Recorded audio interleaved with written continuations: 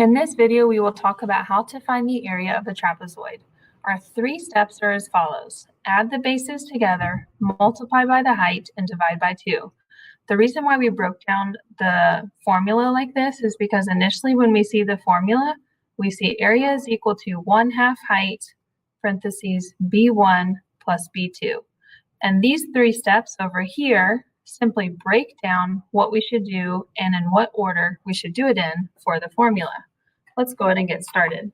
The first thing we're going to do is add the bases together. The bases are going to be the 2 parallel lines.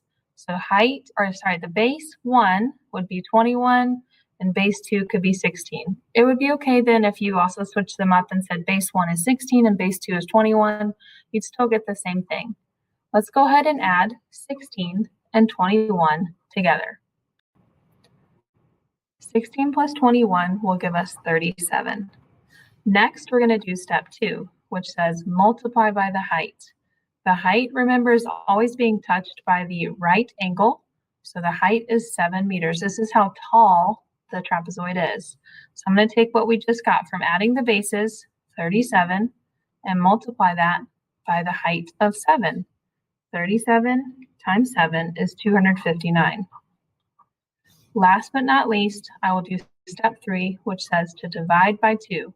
So I'm going to take my number I just got, 259, divide it by 2, and I get 129.5. So my area is 129.5 meters squared.